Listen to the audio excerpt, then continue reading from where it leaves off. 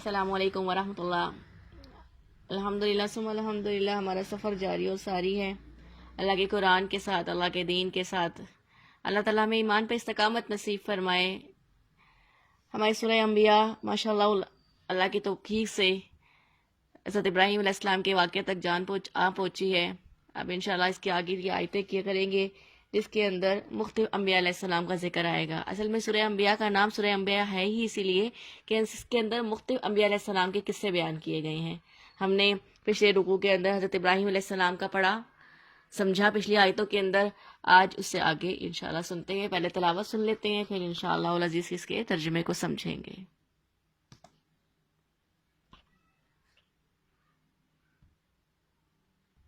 ونجيناه ولوطا إلى الأرض التي باركنا فيها للعالمين ووهبنا له إسحاق ويعقوب نافلة وكلا جعلنا صالحين وجعلناهم أئمة يهدون بأمرنا وأوحينا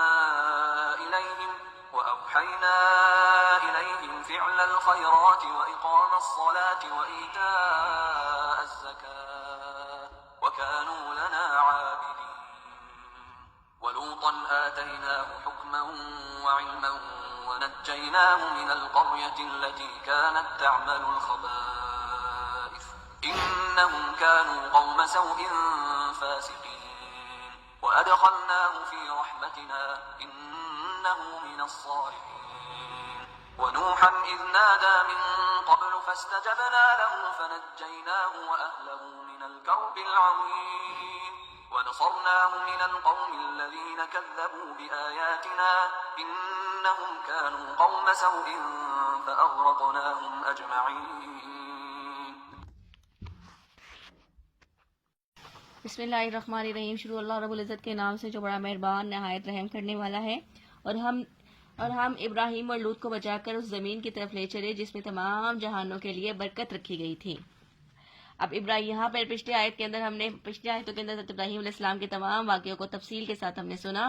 اب جب ابراہیم علیہ السلام کو اللہ رب العزت نے بچایا، یہاں پہ اللہ تعالیٰ ان کے بچانے کا ذکر کر رہے ہیں کہ جب ابراہیم علیہ السلام کو ہم نے بچا لیا تو پھر ہم ان کو وہاں سے لے کے چلے۔ اصل میں ابراہیم علیہ السلام پھر جو ہے وہ وہاں سے ہجرت کر گئے تھے، آگے کی طرف ہجرت کر کے گئے تھے۔ جب آگ میں سے سلامتی کے ساتھ نکل آئے اور پھر اللہ تعالیٰ کے حکم سے وہ اس زمین کی طرف چلے جہاں اللہ تعالیٰ نے تمام جہانوں والوں کے لیے برکت رکھی ہے۔ اکثر مفسرین کے مطابق یہ ملک شام کا علاقہ تھا، جہاں اللہ رب العزت نے جس علاقے کو شادابی اور پھلوں اور نہروں کی کثرت نیز انبیاء علیہ السلام کا مسکن ہونے کے لحاظ سے بھی بابرکت کہا ہے۔ یہ اس علاقے کا اللہ ذکر کر رہے ہیں۔ اور ہم نے اسے اسحاق عطا فرمایا اور یعقوب، اور اس پر مزید ہم نے صالحہ بھی بنایا۔ اسحاق علیہ السلام ابراہیم علیہ السلام کے بیٹے تھے۔ ابراہیم علیہ السلام نے اللہ تعالیٰ سے بہت دعا کی تھی اپنے بیٹے کے لیے، تو اللہ تعالیٰ نے نہ صرف ان کو بیٹا دیا، اللہ تعالیٰ اپنے احسان کا نافلہ سے مراد یہ ہے کہ اس پر مزید ہم دینے والے ہیں۔ مطلب نہ صرف ابراہیم علیہ السلام کو بیٹا دیا، پھر پوتا دیا، اور پھر تمام آپ کی اولاد جو ہے کو اللہ تعالیٰ نے نبی بنایا تھا، صالحہ بنایا تھا۔ حضرت ابراہیم علیہ السلام کے بیٹے اسحاق علیہ السلام، اس کے بعد یعقوب علیہ السلام، اس کے بعد حضرت یوسف علیہ السلام، اور یہ پوری انبیاء کی جو ہے نا فہرست چلتی ہے۔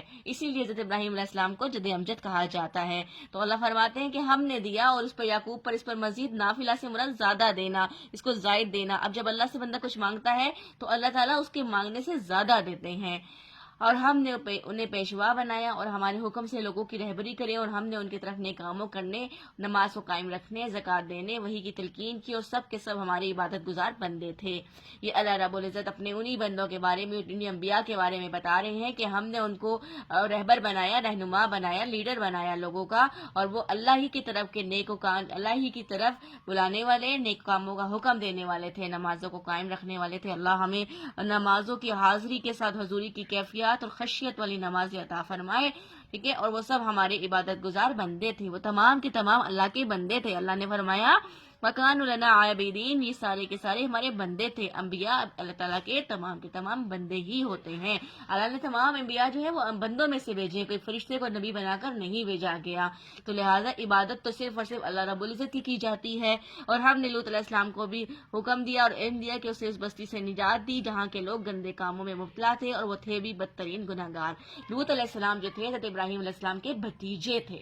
اور یہ بھی حضرت ابراہیم علیہ السلام کے اوپر ایمان لانے والے تھے، اور انہوں نے بھی حضرت ابراہیم علیہ السلام کے ساتھ ہی شام جانے والوں میں سے تھے. مطلب عراق سے جب ہجرت کی تھی ابراہیم علیہ السلام نے تو لوط علیہ السلام بھی آپ کے ساتھ ہی ہجرت کر کے جانے والوں میں سے تھے. اللہ تعالیٰ نے ان کو بھی علم و حکمت، دانائی، نبوت سے نوازا تھا، اور جس علاقے میں یہ نبی بنا کر بھیجے گئے ہیں اسے امورہ یا صدوم کہا جاتا ہے، یہ نام ہے اس علاقے کا. اور یہ فلسطین کے بحیرہ بردار سے متصل ایک علاقہ ہے، شداب علاقہ ہے، وہاں پہ لوط علیہ السلام کو اللہ رب العزت نے نبی بنا کر بھیجا تھا. اب حضرت لوط علیہ السلام کی جو قوم تھی وہ ایک بہت برا فعل لواطت جسے کہتے ہیں اس فعل میں مبتلا تھی، اور یہ بہت جو ہے نا آنے جانے والوں کے رستے میں بیٹھا کرتے تھے، آوازیں کستے تھے، انہیں تنگ کرتے تھے اور پتھر وغیرہ مارا کرتے تھے. یہ حضرت لوط علیہ السلام کی قوم میں انتہائی خرابیاں تھیں. انتہائی خرابیوں کے باعث ان قوم پر بھی عذاب آیا تھا، اس قوم پر بھی عذاب آیا تھا، اور اللہ تعالیٰ نے لوط علیہ السلام کو اور ان پر ایمان لانے والوں کو بچا لیا تھا. اب اس آیت کے اندر، آیت نمبر 73 کے اندر اللہ اسی چیز کا ذکر کر رہے ہیں کہ ہم نے لوط علیہ السلام کو اپنی رحمت میں داخل کر لیا، بے شک وہ نیکوکار لوگوں میں سے تھا. آگے سے حضرت نوح علیہ السلام کا قصہ شروع ہو رہا ہے. تھوڑی سی آیتیں ہیں اس کے اندر. اور نوح کے اس وقت کو یاد کیجئے جبکہ اس نے اس سے پہلے دعا کی کہ ہم نے اس کی دعا کو قبول فرمائی اور اسے اور اس کے گھر والوں کو بڑے کرب سے نجات دی.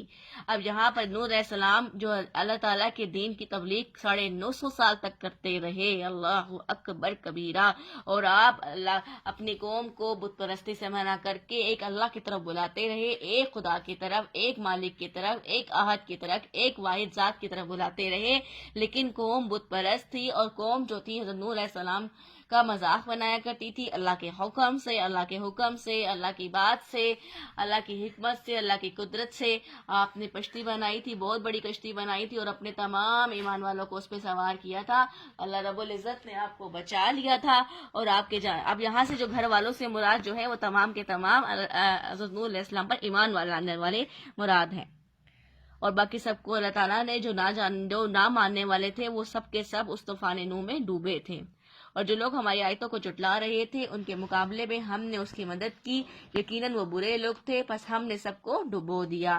تو اللہ تعالیٰ اپنے بندوں کو بچا لیتے ہیں. یاد رکھیے گا، اللہ ایمان والے کو بچا لیں گے. ایمان والے کی آزمائش ضرور ہوتی ہے، لیکن اللہ تعالیٰ اس کو تنہا نہیں چھوڑتے ہیں. جو اپنے ایمان میں کامل ہوتا ہے، جو اپنے ایمان پر پکا ہوتا ہے، جس کا یقین کامل ہوتا ہے، جو کہہ دیتا ہے حسبی اللہ لا الہ الا، میرے لیے اللہ ہی کافی ہے.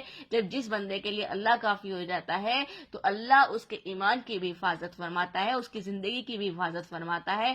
اللہ سے دعا ہے کہ میرے مالک اللہ ہمارے ایمان کی حفاظت فرما اور ہمیں اس پر پکا رکھ، اور ہمیں ایمان کی زندگی اور ایمان پر موت نصیب فرما. ربنا تقبل منا انک انت السمیع العلیم.